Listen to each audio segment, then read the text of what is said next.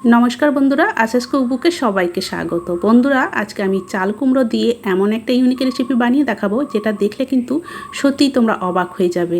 এর আগে হয়তো তোমরা কেউ কোনো দিনই এইভাবে বানিয়ে খাওনি। এমন ইউনিক রেসিপি চাল কুমড়োর যে সত্যিই কিন্তু অবাক হয়ে যাওয়ার মতো। তাই তোমরা পুরো ভিডিওটা দেখো, স্কিপ করবে না, কেন একদম নতুন ধরনের চাল কুমড়ো রেসিপিটা বানিয়ে দেখাচ্ছি। তার জন্য দেখো বন্ধুরা, এখানে আমি হাফ চাল কুমড়ো নিয়েছি। খুব বেশি চাল কুমড়ো লাগবে না, এই হাফ নিয়েছি, এই হাফ চাল কুমড়োতেই কিন্তু হয়ে যাবে। আর চাল কুমড়োটা কিন্তু আগে ভালো করে ধুয়ে নিয়েছি। ধুয়ে নেওয়ার পর এইবার চাল কুমড়োটা আমি কেটে নেব। দেখো, আমি বটিতে কিন্তু চাল কুমড়োটা কেটে নিয়েছি। এই রকম পাতলা পাতলা লম্বা করেই কেটেছি। এটা চাকুতে কাটা খুবই অসুবিধা হবে, তার জন্য বটিতে কিন্তু কাটা ভালো হবে। তাই বটিতে আমি কেটে নিয়েছি লম্বা লম্বা করেই, একদম পাতলা করে কাটতে হবে। যতটা পারবে পাতলা করে ততটাই কিন্তু কেটে নেবে পাতলা করে। এইবার চাল কুমড়ো পিসের মধ্যে দেখো আমি হাফ চামচ লবণ দিয়ে দিলাম। লবণ দিয়ে প্রত্যেকটা চাল কুমড়ো পিসে এইভাবে ভালো করে লবণটা মাখিয়ে নিচ্ছি। এই লবণটা মাখিয়ে নেওয়ার পর তারপর আমি চাল কুমড়োর মধ্যে গরম জল দিয়ে দেব।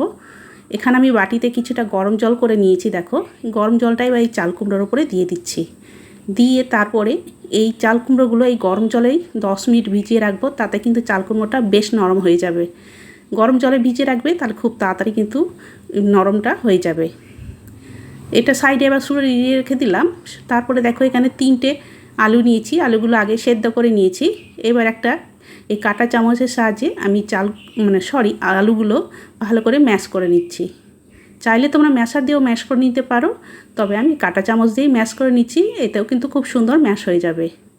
একদম নতুন ধরনের বন্ধুরা আজকের এই চাল কুমড়ো রেসিপি। আর যদি এইভাবে বানিয়ে দেখবে বাড়ির সবাই একদম চমকে যাবে। বুঝতেই পারবে না যে চাল কুমড়ো দিয়ে এত সুন্দর একটা রেসিপি বানানো যায়। ছোট বড় সবাই ভীষণ খুশি হবে এই চাল কুমড়ো রেসিপি দেখে। অনেকেই চাল কুমড়ো খায় না, কিন্তু তারাও কিন্তু খেয়ে নেবে। আলুটা ম্যাশ করে নেওয়ার পর ওতে দিয়ে দিলাম অল্প একটু লবণ, মানে আলুতে যতটা লবণ পরিমাণ দরকার সেরকমভাবে দিলাম। অল্প একটু দিয়ে দিলাম ঝাল লঙ্কার গুঁড়ো, আর এটা দিয়েছি ভাজা মশলার গুঁড়ো। জিরে ধনে মৌরি সব ভেজে একসাথে গুঁড়ো করে থাকে, সবসময় আমি গুঁড়ো করে এটা রেখেই দিই। সেখান থেকে কিছুটা দিয়ে দিলাম, দিয়ে সব কিছুই আলুর সাথে মাখিয়ে নিচ্ছি। আর কিছু লাগবে না আলুর মধ্যে, এইগুলো মাখিয়ে দিলে কিন্তু আলুর টেস্টটা ভালো হবে। তাই আলুটার সাথে এই মশলাগুলো খুব ভালো করে মাখিয়ে নিচ্ছি। আর ভীষণ ঝটপট হয় বন্ধুরা এই চাল কুমড়োর রেসিপিটা বানানোর জন্য। এই পুরটা দেখতে পেলে খুব ঝামেলা ছাড়াই পুরটা কিন্তু রেডি হয়ে গেল। পুরটা সরিয়ে রেখে দিয়ে আবার একটা বাটি নিয়েছি, তার মধ্যে ছোট বাটি মেপে 1 বাটি দিয়ে দিলাম বেসন, আর 1 চামচ দিয়ে দিলাম কর্নফ্লাওয়ার। কর্নফ্লাওয়ারের বদলে তোমরা চালের গুঁড়ো দিতে পারো, তাতেও কিন্তু খুব সুন্দর হবে। কর্নফ্লাওয়ার দিলাম, ওটা বেশ ভালো হবে, মুচমুচে হবে।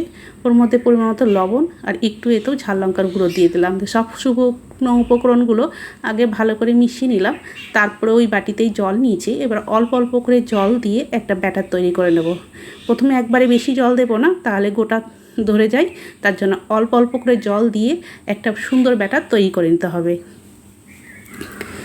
বন্ধুরা, এই চাল কুমড়োর এই রেসিপি যদি তোমরা একদিন বানিয়ে দাও, দেখবে বলবে চাল কুমড়োর অন্য কোনো আর রেসিপি বানাতে হবে না, এইভাবেই বানাবে। বেশ সুন্দর হয়েছিল খেতে, অসম্ভব টেস্টি হয়েছিল, একদম ইউনিক। আর বাড়ির সবাই প্রথমে কেউ দেখে বুঝতে পারিনি যে আমি এটা চাল কুমড়ো দিয়ে বানিয়েছিলাম। সত্যিই অবাক করে দেওয়ার মতো একটা রেসিপি। ভালো করে ব্যাটারটা তৈরি করানোর পর ওতে দেখো কয়েক ফোঁটা দিয়ে দিলাম সর্ষের তেল। তেলটা দেওয়ার পর আবারও ব্যাটারের সাথে ভালো করে এভাবে ফেটিয়ে নিচ্ছি। একটু সময় নিয়ে ফেটিয়ে নিতে হবে, তাহলে বেসনের ব্যাটারটা বেশ সুন্দর হবে। আর দেখো এই রকম পাতলা করে একটা ব্যাটার তৈরি করে নিলাম। এইবার দেখো জল আমি দেখিয়ে দিলাম, বাটিতে একটু জল থেকে গেছে, পুরো 1 বাটি লাগেনি। এইবার দেখো যেটা গরম জলে আমি চাল কুমড়োগুলো ভিজিয়ে রেখেছিলাম, দেখো অনেকটা একদম নরম হয়ে গেছে। এবার জলগুলো ঝরিয়ে এই প্রত্যেকটা পিস আমি আর একটা থালার মধ্যে তুলে নিচ্ছি। আর দেখো ভাজ করছি, একদম নরম হয়ে গেছে। যেহেতু গরম জলে ভিজিয়ে রেখেছিলাম, তাই অবশ্যই কিন্তু গরম জলে ভিজিয়ে রাখবে। 10 মিনিট ভিজিয়ে রাখলেই কিন্তু সুন্দর এরকম নরম হয়ে যাবে। আর জলটা ভালো করে ঝরিয়ে আমি তুলে নিচ্ছি। এইভাবে ভালো করে জলটা কিন্তু ছড়িয়ে নিতে হবে, ওই জলটা ফেলে দেব। তারপরে দেখো এখানে একটা বোর্ড নিয়ে নিলাম। এবার বোর্ডের ওপরে এই চাল কুমড়ো পিসগুলো একটা করে রেখে একটা শুকনো কাপড় দিয়ে ভালো করে মুছে নিচ্ছি, যাতে জল একটুও না লেগে থাকে। শুকনো করে ভালো করে মুছে নিতে হবে। দেখো এইরকম শুকনো করে কিন্তু মুছে নিতে হবে। আমি আবারও একটা পিস নিয়ে নিচ্ছি, এইভাবে ভালো করে মুছে নিচ্ছি। তবে যে সমস্ত বন্ধুরা আমার এই ভিডিও দেখছো, যদি কেউ নতুন হয়ে থাকো অবশ্যই চ্যানেলটিকে সাবস্ক্রাইব করে রাখার অনুরোধ রইল। আর তোমরা যদি এখনও অবধি কেউ না লাইক দিয়ে থাকো অবশ্যই কিন্তু একটা করে লাইক দিয়ে দেবে, আর পুরো ভিডিওটা দেখার অনুরোধ রইল। আর দেখো এইভাবে কিন্তু একদম ভালো করে দুই দিকই জলটা মুছে শুকনো করে নিতে হবে। এইভাবে আমি সবগুলোই দেখো জল মুছে আর একটা প্লেটে নিয়ে নিয়েছি। এইবার আমি একটা করে পিস আবার বোর্ডের ওপরে এইভাবে রেখে তারপরে যে আলুর পুরটা তৈরি করলাম সেটাখান থেকে কিছুটা নিয়ে মাঝখানে এইভাবে দেখো দিয়ে দিতে হবে। কিভাবে বানাচ্ছি একটু খেয়াল করো।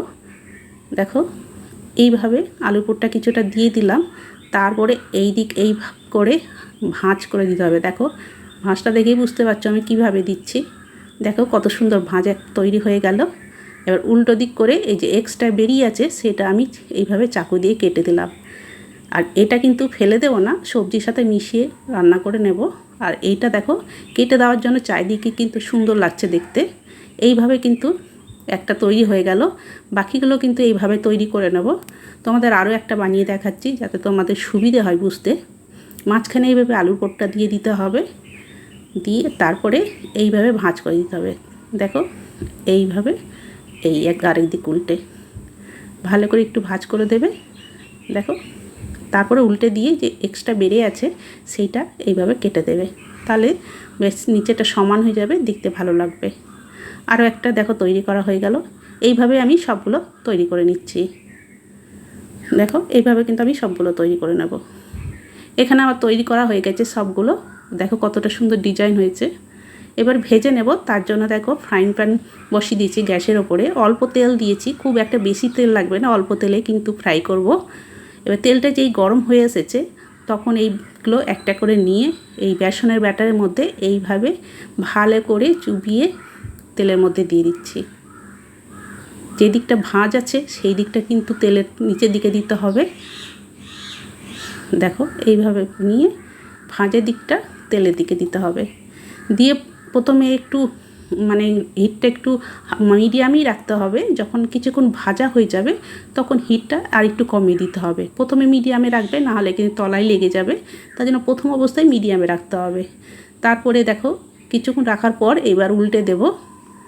এবার কিন্তু গ্যাসের হিটটা আমি অনেকটাই কমিয়ে দিয়েছি, যেহেতু একদিক দেখো ভাজা হয়ে আসছে, উল্টাতে আর অসুবিধা হচ্ছে না, লেগে যায়নি, তার জন্য এবার গ্যাসের হিটটা কিন্তু আরও কমিয়ে দিয়েছি।